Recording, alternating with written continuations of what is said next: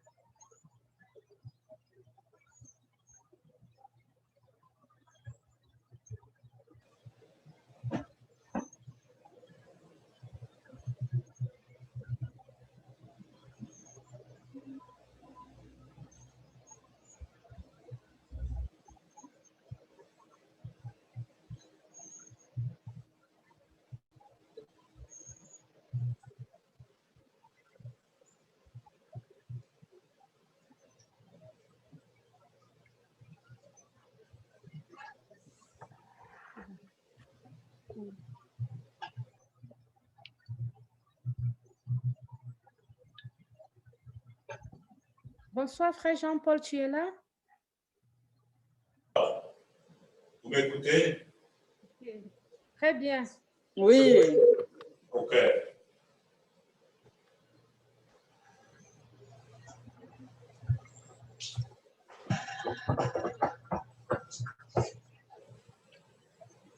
Au nom du Père et du Fils et du Saint-Esprit.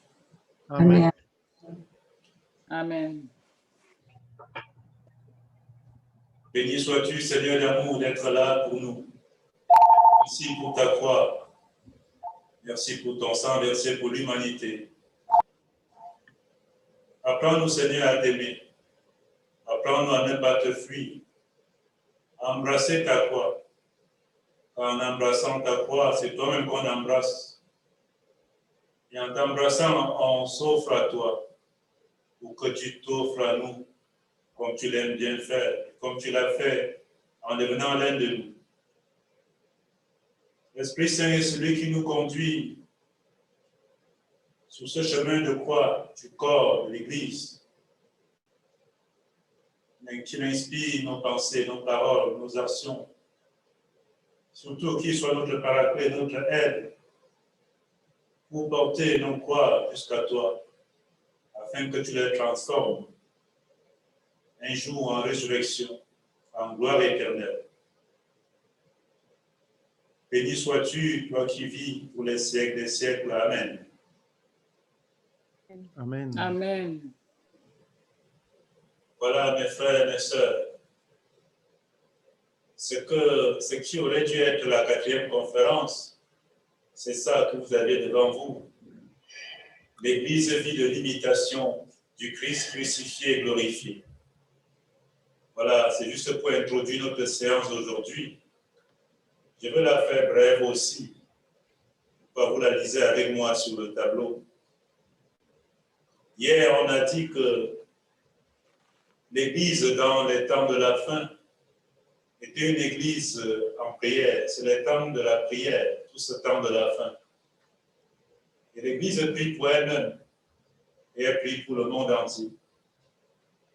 Vous vous rappelez, le Christ avait demandé dans la parabole de la veuve qui avait finalement obtenu justice, Luc 18, verset 8, quand le Fils de l'homme viendra, trouvera-t-il la foi sur terre? Donc ce temps, c'est le temps de la foi. Oui, l'Église prie pour que le Seigneur, son époux, la trouve éveillée dans la foi pour l'accueillir. Et pour que les cœurs morts aussi se réveillent à la foi. Cette Église, c'est aussi l'Église de l'espérance. Saint Paul nous dit dans Romains 8, 24, Spe salvi. Nous sommes sauvés dans l'espérance, ou par l'espérance. Nous avons été sauvés, citons-le clairement, mais c'est en espérance. Vous voyez, la vertu de l'espérance travaille à la réalisation du salut en Christ. C'est elle qui nous pousse vers lui, parce que l'espérance nous pousse vers le chemin. L'Église des temps de la fin est une église dans l'espérance. Elle prie, elle prêche et elle œuvre dans l'espérance que les bourreaux deviendront des amis, ils deviendront gentils, que les pécheurs se convertiront et que les enfants prodigues reviendront à la maison. L'Église du temps de la fin, c'est aussi une église de la charité. Ce temps, c'est un temps de charité, d'amour, amour de Dieu, du prochain comme soi-même, comme soi-même. Oui, seule la charité nous garde pour l'éternité et dans l'éternité. Et qui aime embrasse déjà cette éternité-là. Si le Christ est l'amour de Dieu fait homme, son épouse, son corps, l'Église doit être aussi amour comme lui. L'Église, dans les temps de la fin, c'est l'Église aussi de la mission. Et comme on a vu hier, qui dit mission dit persécution. C'est l'Église de l'agonie. Parce que croire et croire vont ensemble, avons-nous vu. Mission et passion vont ensemble. Être chrétien, c'est aussi être crucifié. Une sorte de recto verso. Et il y a eu cette parole de Pascal. Il disait, Jésus sera en agonie jusqu'à la fin du monde. Jésus sera en agonie jusqu'à la fin du monde. Il ne faut pas dormir pendant ce temps-là. Je me suis demandé, mais comment cela? J'ai compris qu'il continue et il sera en agonie dans l'église de son épouse et avec elle. Car ils ne sont plus qu'une seule chair. Il y a comme un ménage du genre conjugal, mais beaucoup plus mystérieux et mystique, entre l'église et son corps. Je veux dire entre le Christ et l'église qui est son corps. Donc, au fond, pour comprendre Pascal, c'est de voir que c'est le corps du Christ qui est en agonie et qui le sera jusqu'à la fin du monde. Puisque, même si la tête est dans la gloire, il ne souffre plus. Quand son épouse souffre, il en est marqué aussi, d'une certaine manière, par compassion. Et on verra que dans ce temps, l'Église doit vivre des humiliations. Des humiliations parce que, comme l'époux, elle sera humiliée aussi. Elle est née du côté transversé du Christ, comme le Christ est né de la Vierge Marie. Elle est humiliée, mais elle est fortifiée par le corps et le sang du Christ, l'Eucharistie, qu'elle reçoit du Seigneur lui-même. La haine de l'Église a une plus grande analogie avec la haine du Christ, qui nous a annoncé clairement que nous serions détestés et persécutés à cause de lui. C'est un spirituel, Julien Green, qui disait cela. Ça rejoint seulement ce que Jésus a dit dans Jean 15, 20. S'ils m'ont persécuté, ils vous persécuteront. S'ils ont écouté ma parole, ils écouteront aussi la vôtre. Car l'épouse n'est pas au-dessus de son époux, tout comme le serviteur n'est pas au-dessus de son maître. Mes frères, c'est ça. Nous vivons de l'imitation de Jésus-Christ. L'Église d'ici imite le Seigneur. On l'imite jusqu'au bout. Même si on tombe, on se relève. L'adage dit que les vrais hommes tombent, mais que les vrais hommes se relèvent. Les vraies femmes peuvent tomber. Une fois, une seconde autre fois, une troisième fois, comme la Trinité. Mais les grandes femmes se relèvent et elles continuent le chemin. Le fait n'est pas tant de tomber ou d'être persécuté, mais de persévérer dans la foi, l'espérance, de se lever et de continuer le chemin. Ne soyez pas scandalisés si je dis ceci.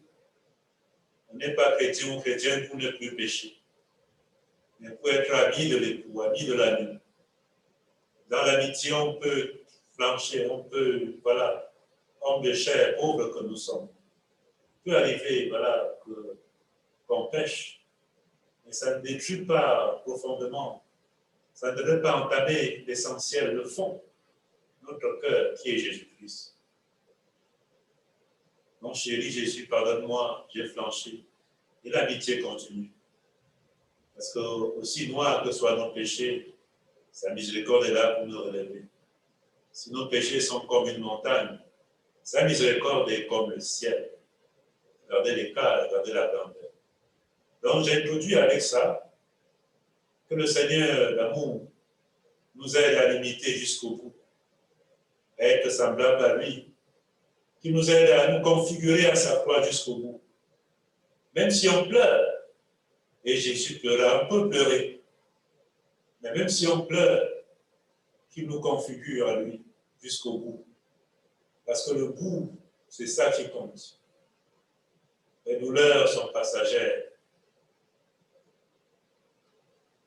mais la joie et la gloire sont pour l'éternité. Mes frères et sœurs, c'est ça. S'il y a des questions, posons-les-nous. Étant sûr que l'Esprit Saint est là comme consolateur, comme le maître intérieur, comme le vrai conférencier. Amen. Amen. Amen.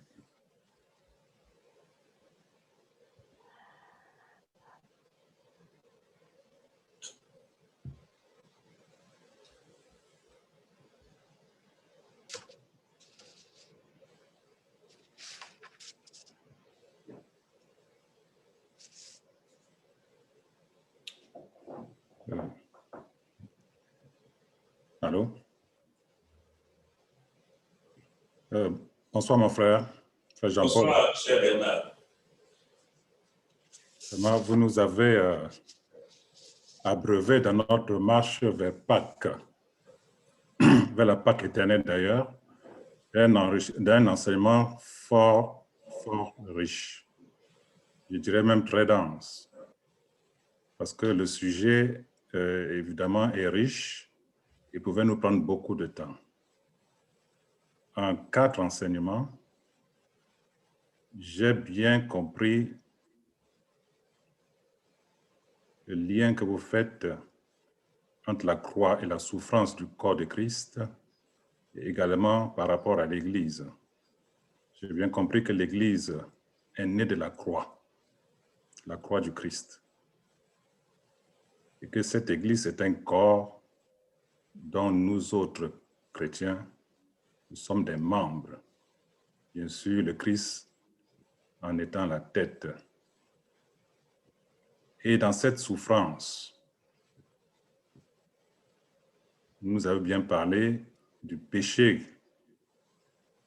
qui nous poursuit au quotidien en tant qu'hommes, qui est une croix difficile à porter et surtout à s'en défaire, parce que les péchés que nous commettons au quotidien sont souvent les mêmes. Et vous nous avez montré que nous devons remettre notre croix au Christ parce que nous ne pouvons pas la porter. Parce qu'il est le seul miséricordieux et il n'y a que sa miséricorde pour nous sauver. Et dans cette Église qui est née de la croix, dans le 2e enseignement, vous nous avez montré que l'Église, que c'est une Église de la mission. Et qui parle de la mission, parle de la passion.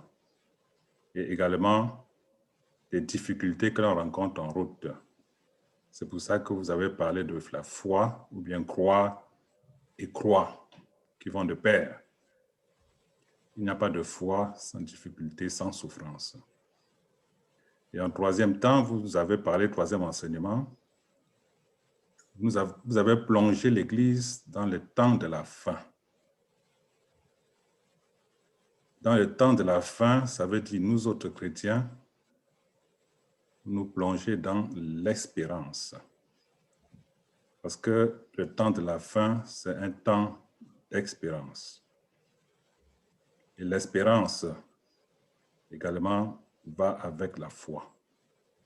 Malgré toutes les difficultés, toutes les humiliations. Et l'enseignement de ce soir, vous parlez toujours de l'Église, avec toutes les difficultés, tous les combats qui sont menés contre l'Église. La haine, l'humiliation et tout. Au sortir de cette série de conférences et dans notre marche vers la Pâque éternelle, est-ce que nous, en tant que chrétiens, connaissant les péchés que nous commettons au quotidien, connaissant la croix que nous portons au quotidien, est-ce qu'au-delà de l'expérience, est-ce que vous pouvez nous donner d'autres éléments qui puissent nous conduire vers cette marche, vers la Pâque qui s'en vient et qui sera éternelle? C'est là ma question, mon frère. C'est une question difficile à répondre, mon frère Bernard. Merci pour la grande synthèse. Merci beaucoup. On n'a pas d'autre solution que le Christ. Nos frères et les autres confessions disent He's the solution. Jésus est la solution. Malgré parfois la tournure que ça prend, il y a fondamentalement quelque chose de vrai là-dedans. Il me semble que, regardant ses incapacités, ses faiblesses, ses infidélités, ses misères, quand Paul disait « Je vis, mais ce n'est plus moi qui vis, c'est le Christ qui vit en moi ». Ma vie aujourd'hui dans la condition charnelle où je suis, je la vis dans la foi au Fils de Dieu qui m'a aimé et s'est livré pour moi. Voilà le vin. Pourquoi quand Paul dit cela, il a résumé un peu tout. Notre huile est là pour répondre à la miséricorde. Nos efforts sont là aussi. Il y a un petit pélage en nous. On dit, mais quand même, mets-toi, lève-toi. Il y a un peu de l'effort en nous. Mais c'est faible. Mais aussi faible que cet effort soit, même si c'est 1%, et que Dieu donne 90%, il a besoin de ces 1% pour le remplir avec les 99%. Enfin, la solution, c'est le Christ. Il n'y a pas d'autre. Si je vous dis qu'il y en a d'autres, c'est que je mens. Je disais hier au frère Jean-Marc, j'ai paraphrasé comme ça Augustin. S'il y a 3 voies, la première c'est le Christ, la deuxième c'est le Christ, la troisième c'est le Christ. Si tu utilises d'autres moyens, ces moyens ont toujours leurs limites. Beaucoup couvrent la spiritualité orientale. Ça peut apaiser le bien-être, ça peut apaiser la diététique, le mental, le confort mental et tout. Mais au fond, c'est la destinée et l'après. Après alors, c'est surtout ça qui est capital. On a payé le Christ pour nous aider à faire le saut. Le saut vers l'éternité, ce n'est que le Christ lui-même. C'est avoir confiance en Dieu. Jésus, j'ai confiance en toi. C'est une prière qu'il avait apprise à Faustine, sœur Faustine Kowalska, au siècle passé. Elle devait peut-être une âme angoissée, désespérée comme nous, surtout qu'elle a vécu dans le temps de guerre. Et Jésus lui a dit, apprends à dire, Jésus, j'ai confiance en toi. Mon frère, c'est ce que je peux dire. Crois quand tu peux croire, continue de croire. Ah, quand tu peux croire, et crois encore. Espère, espère, espère encore. Aime et aime et aime encore. Imite-le. Mais sur le chemin de l'imitation, s'il arrive que tu désobéisses, que tu sois infidèle, reprends la route et recommence. Marc Robin disait, les heures les plus désespérées sont les heures de Dieu. C'est des paroles, mais c'est chargé de sens. Je ne sais pas s'il y a d'autres voies. Les frères pourront intervenir aussi et partager leur expérience. De mon expérience, voilà ce que je peux te dire. Le Christ est le modèle. Avec Marie, avec les saints, avec les confrères. C'est pour ça qu'on forme une fraternité. Quand je suis faible, c'est alors que je suis fort, dit Paul. C'est alors qu'il est fort dans le Christ. C'est alors qu'il est fort aussi, un tout petit peu dans le confrère. Quand je suis beaucoup abattu, Antonio, je n'y peux plus, mon frère. Prescris-moi quelque chose, je veux boire. Ça fait tellement mal, mes nerfs. C'est ça là aussi la fraternité dans ce chemin. Et si je le ferme à Antonio, sachant qu'il est médecin, donc je peux donc mourir moi-même. Et voilà, dans mon coin tout seul. Je dis Ursule, ma soeur, j'ai faim, je n'ai pas pu manger. Ce jour-ci, c'était plus dur comme moi. Tout ça, ça aide aussi. Donc l'aide avec A, c'est le Christ. Et les petites aides qui sont pour le Christ, c'est nous. C'est pour ça qu'on forme un corps, une fraternité. On n'a pas encore perçu le sang de ce mon corps. Normalement, quand l'autre pleure, on devrait sentir ses larmes, sentir ses angoisses, parce qu'il est nous. Le Christ s'est fait vraiment au point où toucher la chair d'une personne, quelque part, c'est toucher le Christ lui-même. Et violenter cette chair un temps soit peu, c'est violenter le Seigneur lui-même. Je ne sais pas s'il y a d'autres voies. Mes sœurs, frères, vous en avez parlé aussi, partagez vos expériences. Frère Bernard, c'est ce que je peux dire, mon frère. Merci, frère Jean-Paul.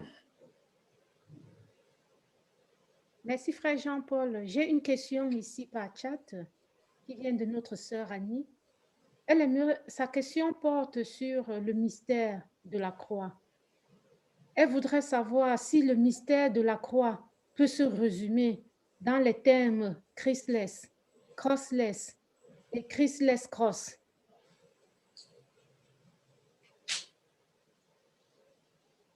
C'est une question dure. Vous allez aussi m'aider à répondre parce que nous partageons ensemble. L'Esprit nous inspire de bout en bout. Ce terme-là, c'était juste pour qualifier un phénomène qu'on vit aujourd'hui.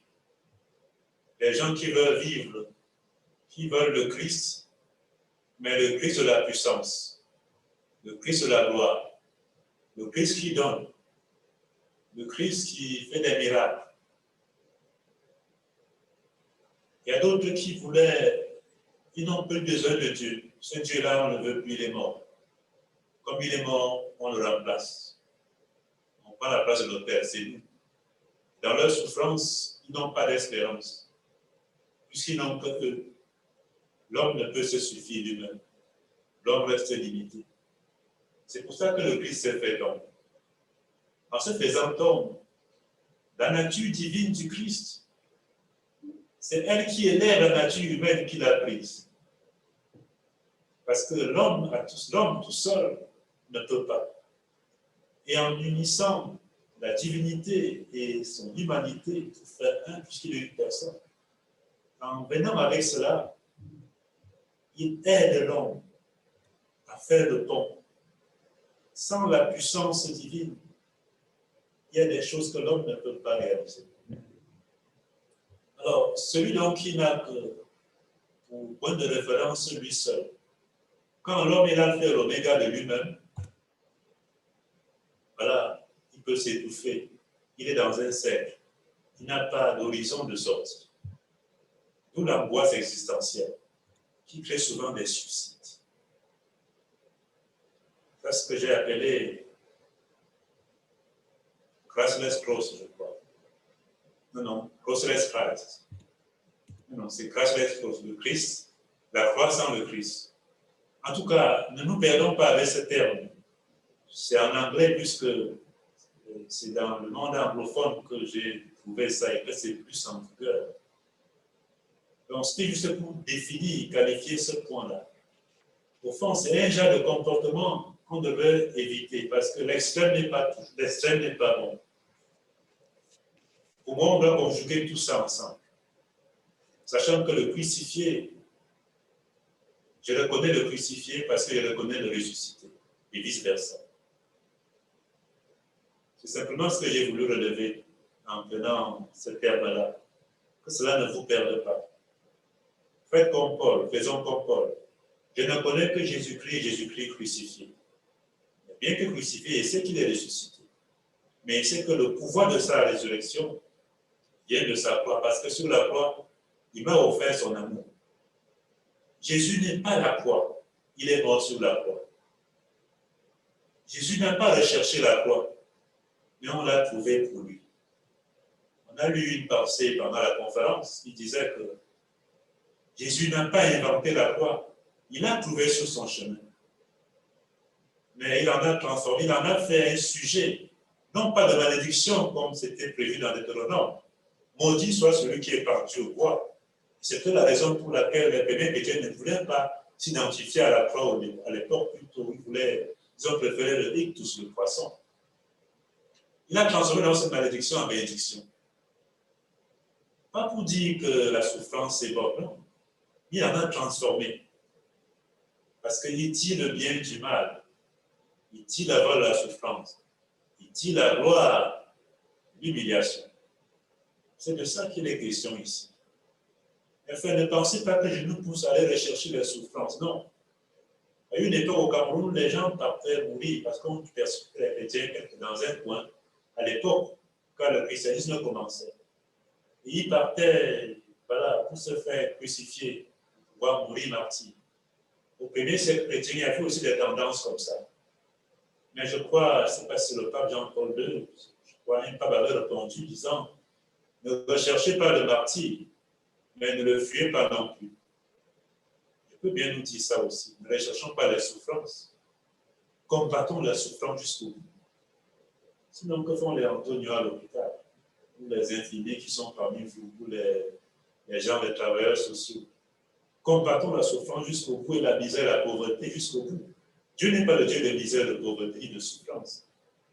Mais que faire des misères qui nous échappent? Que faire des misères et des souffrances qui résistent à nos combats?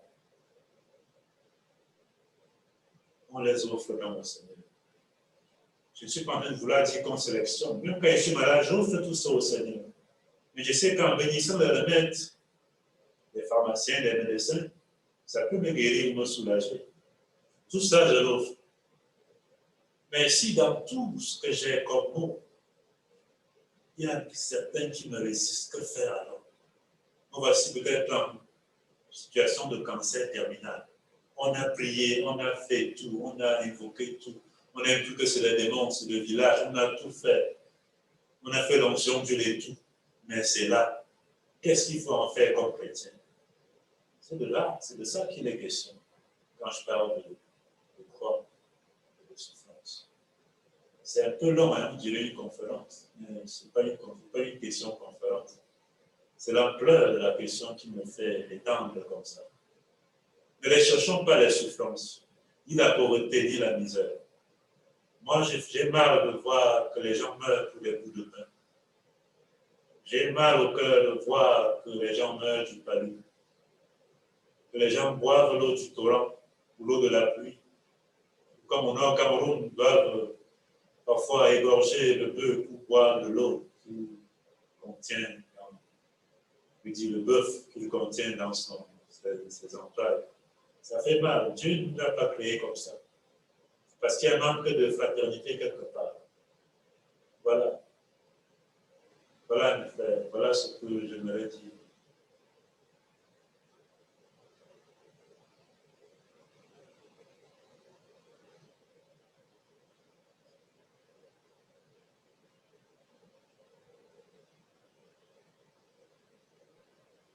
Merci, Père Jean-Paul. Une chose importante que j'ai retenue dès le début de votre enseignement, c'est la phrase suivante que vous avez donnée. Les membres du corps du Christ sont constitués de tous ceux et celles qui croient au Christ et vivent selon sa parole. Et pour moi, je pense que ça dit tout de comment est-ce que nous devons vivre pour cheminer avec le Christ. Si je crois en Christ et je vis selon sa parole, je devrais avoir tout l'enseignement, toute la direction que j'ai pour pouvoir le suivre dans sa parole. Donc, c'était un peu pour revenir à la question du frère Bernard. c'est que dans cette phrase-là, je pense que tout est dit de comment est-ce qu'on fait pour porter même notre propre croix et suivre le Christ. Tout est dit dans sa parole. Pour moi. Amen. C'est ça. L'imitation, c'est ça. On l'imite en tout. On dit qu'il a été homme jusqu'au bout, sauf le péché. Nous sommes hommes comme lui jusqu'au bout, mais avec le péché. Mais heureusement, la miséricorde est là pour venir à l'aide. Oui.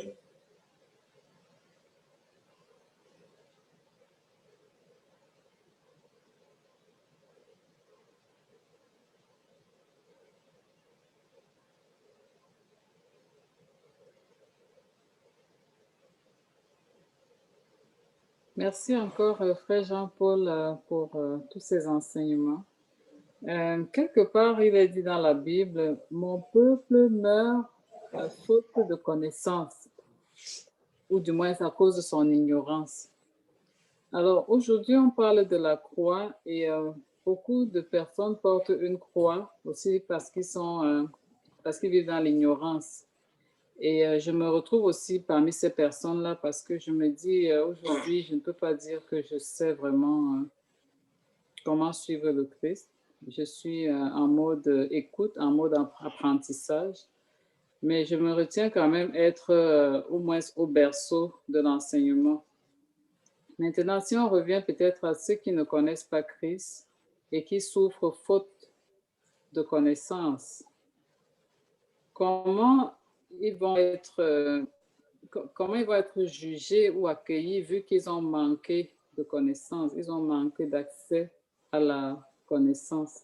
Si on doit parler de l'espérance, comment vivent ces personnes-là? Est-ce qu'à la fin de leur règne sur la terre, ils vont avoir la chance aussi de rencontrer Christ, vu qu'ils ont été à l'écart de la connaissance, ils ont été privés de cette connaissance de Christ.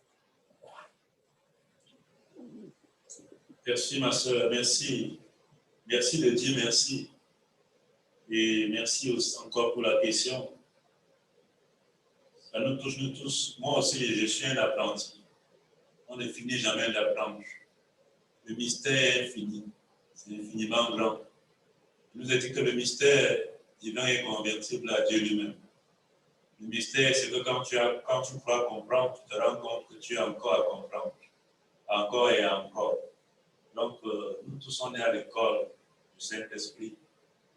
Et c'est le temps plus vrai que, voilà, le proverbe dit que le juste a 7 péchés par jour. Voilà, donc, on chemine encore vers la sainteté. C'est pour ça que, à Lourdes, Marie avait dit, je ne vous promets pas le bonheur ici-bas, ce n'est pas ici. On tente, parce que si on a tout ici, si l'éternité est ici, bon, pourquoi encore chercher? Dans cette tension, on doit apprendre. Apprendre même par le chemin où on peut tomber. Apprendre par nos croix. Voilà, non. L'humilité de ta question, voilà comment je la réponds. Nous tous, on est en chemin. Quant à l'ignorance, oui, on peut périr faute de connaissance. Parfois, c'est osé. C'est osé 4, 6 ou 6, 4. Parfois, je mélange. Mais c'est osé. Le prophète. Et la question qui touchait hier, la relation chrétienne, catholique et les autres, si vraiment les catholiques connaissaient ce qu'ils avaient, si vraiment on connaissait qui nous sommes, ce qu'on a comme trésor, on se rendait compte que nous sommes comme ce poisson qui a tant d'eau pour nager à l'intérieur, mais qui parfois manque de nager, juste parce qu'il ignore toutes les sources que son Église a pour l'aider à se bénir, comme de piscine en piscine. Que c'est riche l'Église, c'est quand même 22 000 années d'histoire. C'est beaucoup ça, c'est riche, mais on ignore tout ça. Parfois, les bénis d'hier nous vantent le ciel, la terre, nous promettent tout, et on quitte. Mais bon, Dieu prend pitié. L'ignorance, Dieu prend pitié de notre ignorance. Oui, quand on ne connaît pas, on ne connaît pas. Mais il y a 2 genres d'ignorance. Il y a l'ignorance qu'on appelle l'ignorance crasse. Il y a une ignorance qui est voulue. si je ne veux pas connaître. Et Socrate disait, je sais une chose, c'est que je ne connais rien. Sachant que je ne connais rien, je dois chercher à connaître. C'est cette recherche du savoir que j'appelle philosophie. Un ignorant qui reste là dans son ignorance crasse, il est à plaindre. Un ignorant qui quand même sort pour chercher la lumière, là ça va. Les éléments de réponse quelques temps comme ça. L'autre point, c'est que la vraie réponse à la question, c'est Dieu lui-même. Dieu qui voit les cœurs, les reins. J'ai ouvert ma Bible. Cette question m'a fait penser à cette parole de Paul. Romains chapitre 2, verset 12. Où il dit, tous ceux qui ont péché sans la loi périront aussi sans la loi. Tous ceux qui ont péché sous le régime de la loi seront jugés par la loi. Ce ne sont pas en effet ceux qui écoutent la loi qui sont justes devant Dieu. Ceux-là seront justifiés qui les mettent en pratique, qui la mettent en pratique. Quand les païens, sans avoir la loi, font naturellement ce qu'ordonne la loi, ils se tiennent lieu de loi à eux, eux qui n'ont pas de loi. Ils montrent que l'œuvre voulue par la loi est inscrite dans leur cœur. Leur conscience en témoigne également, ainsi que leur jugement intérieur, qui tour à tour les accuse et les défend. C'est Romains chapitre 2, versets 12 à 15. Ça résume tout, même la question de nos ancêtres africains qui n'ont pas connu le Christ ou l'Évangile.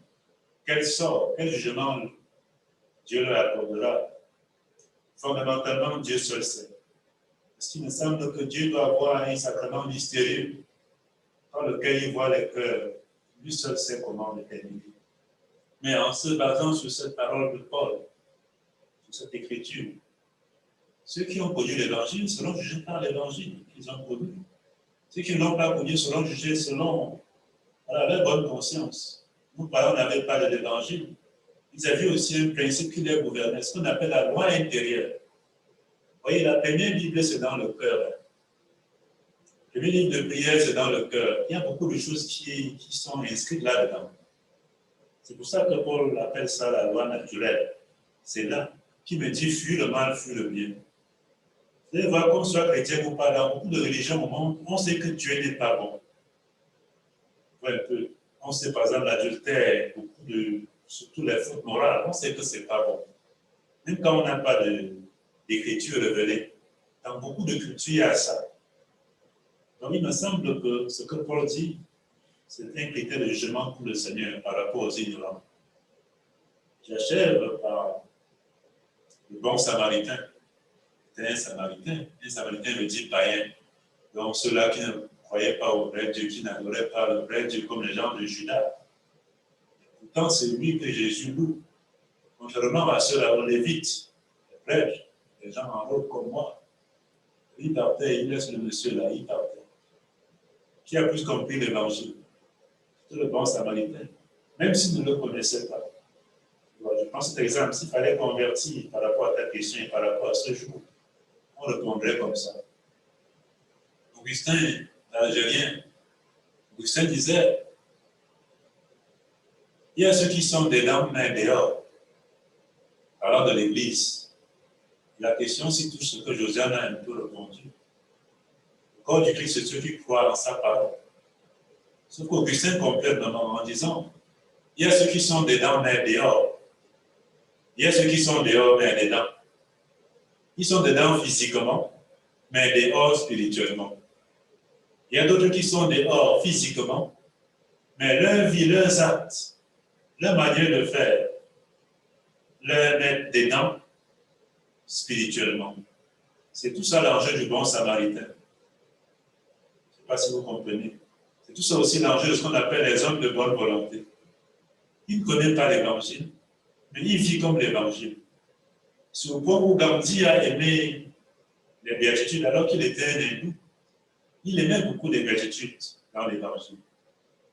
C'est lui qui avait dit, si les chrétiens vivaient vraiment l'évangile, il y a longtemps que l'Inde serait changée.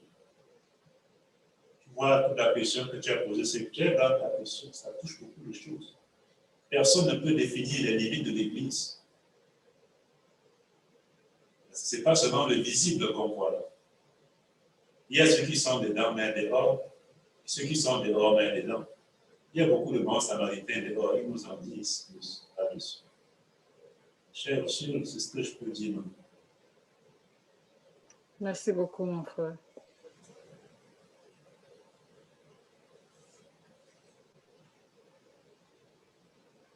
Oui, frères et sœurs, on peut encore prendre, il est écart, mais on peut encore prendre une question. Il y a quelqu'un d'autre qui a une question, merci. Il y avait une question dans le chat de Nicole, je ne sais pas si tu l'as vue. Frère Jean-Paul, pouvez-vous? Je ne peux pas parler. Ok.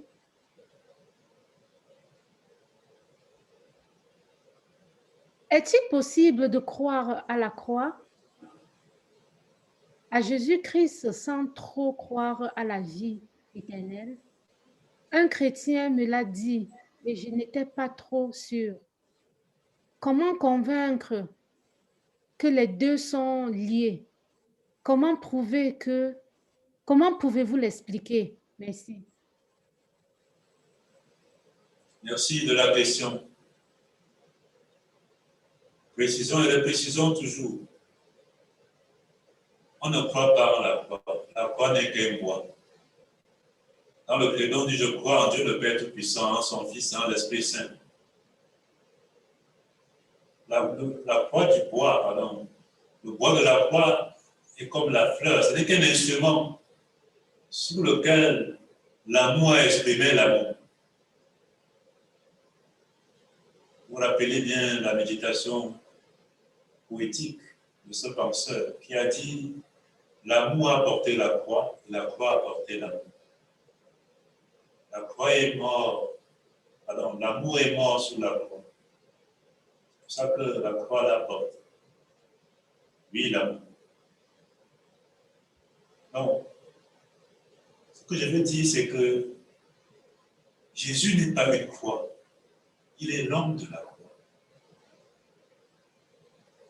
Quand je le vois, je pense à ce qu'il a souffert pour moi. Quand je le vois, je pense à la fleur qu'il m'a offerte. Cette fleur-là, c'est la croix. Avec son sang, sa sueur et ses larmes.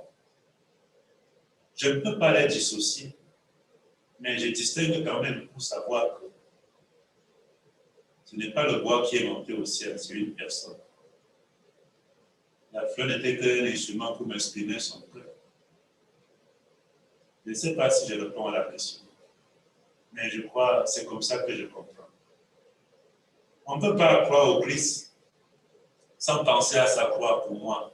Mais aujourd'hui, il y a des gens qui veulent croire au Christ sans sa croix. L'image que j'ai voulu utiliser, c'est ce que j'ai appelé les chrétiens de cafétéria, ou les chrétiens de restaurant. Voilà, j'arrive, je choisis.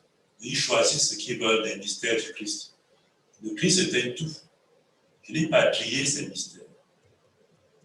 Si je choisis seulement le Christ puissant, je rejette son humanité. Si je choisis seulement le Christ homme, qui a souffert et qui a été comme moi, je peux devenir comme un stoïcien. Donc je rejette sa divinité et sa puissance. Il faut donc lier les deux. C'est pour ça qu'il y a incarnation. Par sa chair, il est homme, comme toi et moi. Il pleure, il souffre, il meurt, sauf qu'il ne pêche pas. Il crie, il dort, il a faim, il a soif, il gémit. Mais par sa divinité, voilà. C'est ça la hauteur.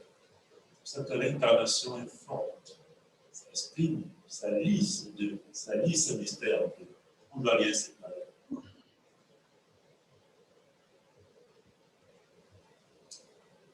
En tout cas, c'est ce que je pense. Et voilà, je ne suis pas seul, hein. Ne soyez pas muet ou muet. Voilà, parlez aussi.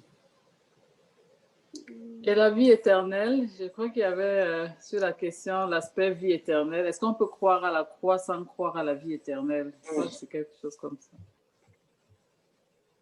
Puisque l'homme de la croix quand on croit en lui, quand je vois la croix, je pense à celui qui est mort sur la croix, disais-je. Et ce monsieur sur la croix, il est éternel. Donc, sa divinité traduit son éternité. Donc, si je l'ai, je ne peux pas, je l'aurai totalement. C'est pour ça que je parle de totalité. Si je reste à la chair, je reste ici-bas.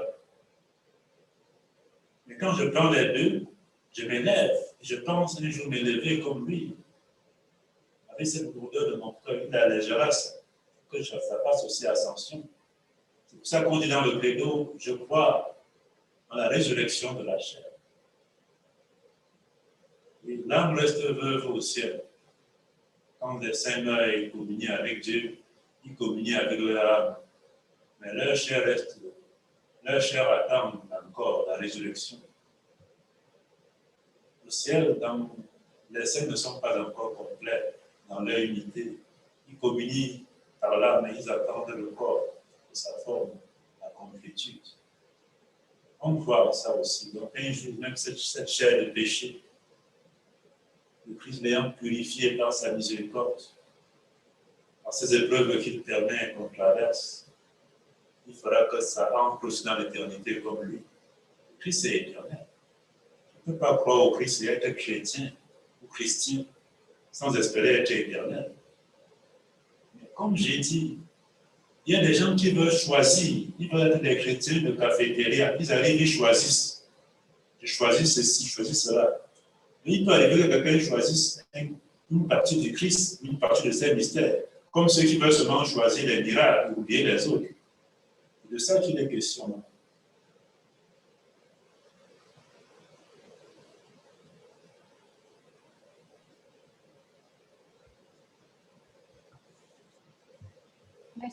Merci encore, frères et sœurs. Un merci infini à frère Jean-Paul pour tous les enseignements reçus. Je rends grâce au Seigneur pour ton esprit en toi, vraiment pour la fidélité que tu as, l'amour que tu as envers ton Christ. Que le Seigneur nous bénisse, frères et sœurs, pour notre patience, pour la joie que nous avions eue à suivre ces paroles. Vraiment que son esprit nous aide afin que tout ce que nous avions reçu, que nous puissions vraiment les méditer et les mettre en pratique. Donc, merci encore une fois de plus, frère Jean-Paul, il est l'heure.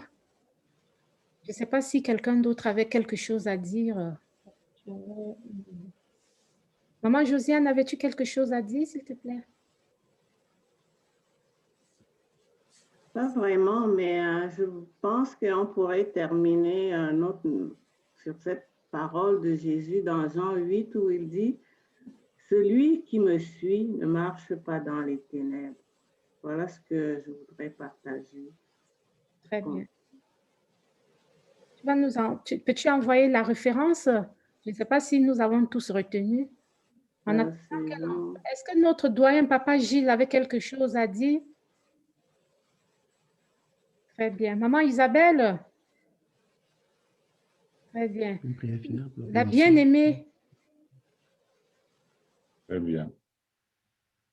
Oh, ben merci, vraiment, c'était très intéressant. Merci beaucoup. Je veux juste dire merci à frère Jean-Paul. Merci beaucoup. Et que Dieu vous bénisse toujours et toujours. Amen. Amen. Amen. Maman Mado, voulais-tu nous dire un mot? Ce n'est plus moi qui vis, alléluia, c'est Jésus qui vit en moi. Ce n'est plus moi qui vis, alléluia, c'est Jésus qui vit en moi. En moi, en moi, c'est Jésus qui vit en moi. Ce n'est plus moi qui vis, alléluia, c'est Jésus qui vit en moi. C'est dans Romains. Amen, amen, amen. Ça c'est ma mère. Amen. Oh, good job. Galate 2:20. Bien, maman, merci pour le réveil. Alléluia. Maman Yolette, avais-tu un mot à nous dire avant que... Parce que profitons-en, le Père Jean-Paul encore là. Ton micro est fermé, maman Yolette. OK. Je voulais juste demander à Père Jean-Paul, est-ce que les gens qui choisissent, mais les chrétiens de cafétéria, là, est-ce que ces gens-là se retrouvent dans la philosophie du Nouvel Âge? On ne sait pas beaucoup de choses. Tu sais, le cœur humain est compliqué, comme dit Jérémie, je crois Colette aussi, n'est plus la référence. Le mot aussi prend déjà la barbe et les rimes, on oublie. Alors, Colette dit cela, que le cœur de l'homme est compliqué. Donc, on ne peut vraiment pas déterminer pourquoi ils font ce choix-là. Et vraiment, on ne peut pas déterminer. Je ne sais pas comment expliquer ça. Sûrement, il y a l'influence sur le contexte. C'est le contexte, c'est l'homme. Hein. Le contexte, c'est l'homme.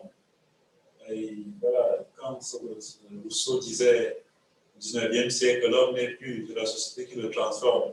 Quelque part, il a raison, parce que tu peux avoir de bonnes pensées, tu es bien, tu as été éduqué chrétien, très bien, mais tu retrouves voilà, une compagnie qui te détourne. En tout cas, vous connaissez ça comme responsable de famille. C'est Paul qui conseille à Timothée, les mauvaises compagnies corrompent les bonnes mœurs. Donc voilà, évite les mauvaises compagnies. Donc ça peut, il se peut qu'il y ait tout ça. C'est peut-être l'homme lui-même qui est égoïste, qui ne veut faire qu'à sa tête. Peut-être aussi c'est le contexte du New Age avec tout ce qu'il propose, c'est ça, parce que comme notre Christ à la croix, parfois ça fait peur. Surtout quand on voit le sang. Oui, nous sommes dans une société où tout blesse, hein. Un lien peut blesser. Ah, tu le regardes, il m'a agressé avec ses yeux. Tu parles, il m'a agressé verbalement. Un peu, tu touches, oh, il m'a, finalement, c'est compliqué. Donc, il y a tout ça. Voilà. Mais bon, ayons confiance, comme il a dit, c'est Jean 16, 33, j'ai vaincu le monde. Voilà, ma soeur. Merci beaucoup. Merci beaucoup. Très bien, maman Monique, veux-tu dire un mot à Père Jean-Paul avant qu'il ne parte? Je remercie le Père Jean-Paul, mais je pense que tout a été dit. Et moi, je médite tout ça. Je médite tout ça. Merci. Merci. Merci beaucoup, Père Jean-Paul. C'est vraiment très enrichissant et puis ça nous fait grandir, ça nous fait voir un peu comment nous pouvons demander l'aide du Christ, parce que, comme on dit, nous sommes humains et ce n'est pas... Il faut demeurer dans le Christ. C'est ça, maman. C'est fort, ça. C'est touchant. C'est ta parole qui me plaît. J'ai oublié. On doit faire comme Marie. Elle qui est la mère de la croix, la modèle. Ça retouche un peu Frère Bernard, hein, la question. Marie est un exemple. Hein. Marie, parce que c'est elle, tout ça le fut, mais elle est restée au pied de la croix avec les autres dames. Marie-Madeleine, Salomé et les autres. Elle a vécu la croix du Christ et elle a elle aussi subi l'épée. Parce qu'en crucifiant son fils, son cœur de mère a été crucifié aussi. Vous connaissez bien ça, vous les femmes. La douleur de l'enfantement, ce n'est pas quand vous partez à l'hôpital. Et aujourd'hui, on peut accoucher sans douleur. La grande douleur, c'est quand voilà, tu as un enfant comme Marie et on le crucifie comme ça pour rien. C'est ça la vraie douleur de l'enfantement, vous connaissez ça. Donc Marie est la modèle ici parce que c'est elle qui nous aide à méditer ces choses dans notre cœur. Les choses de la croix, on doit les méditer. Parce que la croix, c'est le mystère du silence. À la croix, on souffre parfois et on offre dans le silence la souffrance au Seigneur. C'est pas le lieu parfois difficile de dire, de rendre grâce. Mais vous allez voir donc que les vrais chrétiens, on commence vraiment à être chrétien quand on est sur la croix. Quand tu as quelqu'un sur la croix dans la douleur, et qu'ils disent, malgré ma douleur, Seigneur, je crois toujours. Là, c'est plus. Jean-Paul peut louer, vous êtes en train de dire merci à Jean-Paul, il peut bénir. Puisque pour l'instant, il est en santé, rien de non, ça va, tout va, ça va. Mais si on faisait un peu comme Job, oui, Job, l'accusateur avait dit, mais il te loue parce qu'il a tout. Il est béni, il a ses enfants, c'est bien, mais tiens, qui peut être comme lui? Regardez, c'est détail. Alors on a frappé. Dieu a dit, OK, touche à tout sauf à sa vie. Parce que l'épreuve, quand même, a des limites. On a perdu tout. Vous connaissez la réponse. Non? Dieu a tout donné, Dieu a tout repris. C'est ça la confession. Quand tu crois comme ça, sans intérêt, il n'y a rien. Tu n'as rien en vue. Je m'étais dit un peu dans le temps, parce que c'est appétissant ce que la maman a dit, ma mère, là. En formation, nous disait, le zèle d'un jeune moine, ça peut se comprendre. Il est jeune. Et il a en vue la profession solennelle, parce qu'on doit faire les professions. Il y a beaucoup d'étapes. Il a envie d'être ordonné un jour. Donc, du coup, il faut qu'il se meuve, qu'il s'engage, qu'il concentre. Il rêve aussi être un jour père abbé, donc supérieur. Il y a beaucoup d'autres choses autour. Mais le zèle d'un vieux moine, c'est-à-dire qu'il a passé toute sa vie, il a tout vu, il a été tout ça. Il est encore zélé. Il disait c'est la sainteté. Donc, je convertis ça par rapport à notre propos pour dire que voilà, l'homme, celui qui est sur la croix, malgré les douleurs, il confesse. Il faut prendre cette personne au sérieux. On disait que l'enfant Jésus, moins saint j'oublie, il prenait de son sang pour écrire le sang de la souffrance, de la douleur, de la persécution, pour dire je crois, pour dire j'aime. Ça, c'est le haut sommet. Croire sans voir, croire sans sentir les miracles, croire sans voir tout ça. Ça, c'est la rêve. La Samaritaine a ça. Elle a cru sans signe. Alors que d'autres, vous me cherchez parce que vous aviez mangé. Parce que vous aviez mangé et bu. Heureux ceux qui croient sans avoir vu. Heureux ceux qui, même sous la croix, continuent de croire, malgré la douleur, sans maudire Dieu. Leur foi est parfaite. Merci beaucoup, maman Tardieu, la sœur Tardieu. Monique. J'ai cru que c'était Tardif, le grand Tardif qui nous a marqué dans notre jeunesse sur le niveau charismatique. Maman Ah oui, le père Tardif, Emiliano. Allô, maman Jackie, avais-tu un mot à dire? Je voulais dire merci, un grand merci à Frère Jean-Paul. Il nous a vraiment édifiés. Et ce que j'ai retenu, c'est qu'il a dit, dans l'une des choses que j'ai retenues, les vrais hommes tombent, se relèvent et persévèrent. Il nous a bien outillés pour que nous persévérons. Amen. Merci, Frère Jean-Paul. Amen. Amen. Amen. Frère Jean-Paul reçoit aussi les remerciements de maman Marie-Yolette. Merci beaucoup. Donc, tu nous as donné tout un programme pour notre temps de carême. Merci. Tu as les remerciements de maman Nicole aussi. Elle confirme, on commence à croire et à aimer plus Jésus-Christ à travers les plus dures épreuves, à l'exemple de Job. Merci. Tu as les remerciements de maman Josiane. Frère Jean-Paul, qui nous met vraiment sur le chemin vers vers la sainteté. Merci. Tu as les remerciements de maman Annie. Donc, vraiment, elle apprécie tout ce qu'elle a pu apprendre pendant ce temps d'enseignement. Donc, tous ces remerciements. Donc, vraiment, tout le Cénacle en mission se joint à ma voix pour te dire un merci. C'est le Seigneur qui saura te le rendre au centuple.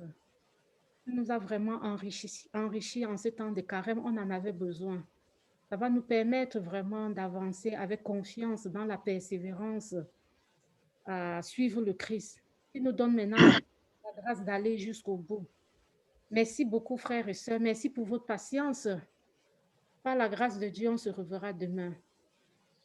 Est-ce que nous pouvons avoir une bénédiction qui ne fait pas mal avant la fin, avant de repartir, frère Jean-Paul? Merci Seigneur pour mes soeurs, mes frères que voici. Merci parce qu'ils sont là. C'est parce qu'ils sont là que je suis là aussi. Dans cette fraternité de ton corps, de ton sang. Merci Jésus pour ce qu'ils sont, et pour ce qu'ils sont pour toi, pour ce que toi tu es pour eux. Merci pour leur temps, merci pour leur foi, leur écoute. Ils veulent t'aimer encore et encore.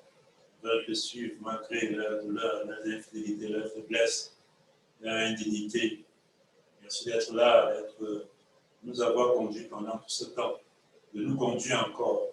Nous conduira encore jusqu'au bout, pour qu'on puisse atteindre les cimes de la sainteté, surtout pour que tu puisses faire ta demeure en nous. Et désormais, nous sommes le vrai tabernacle.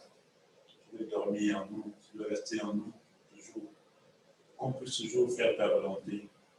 Oui, Jésus, nous voulons être dans ta divine volonté dès maintenant. Que tout ce que nous faisons, parlons, pensons, puisse toujours être dans ta divine volonté. Surtout pour ce Sénat en mission. Oui, c'est toi qui as demandé d'aller annoncer, prêcher. Et l'Église des temps modernes, des temps de la fin, a besoin de la mission des familles, pour combattre les forces du mal, pour le combat de la vérité, de l'amour, de la justice et de la paix, jusqu'à ce que tu reviennes comme nous. Bénis ces enfants qui sont déjà bénis, car tu es le Dieu abondant.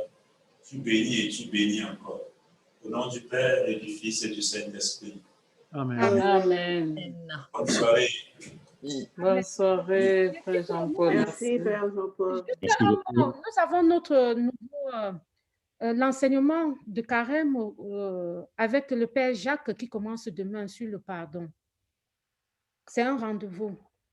Amen. Amen. Merci tout le monde, à demain. Merci beaucoup. Merci.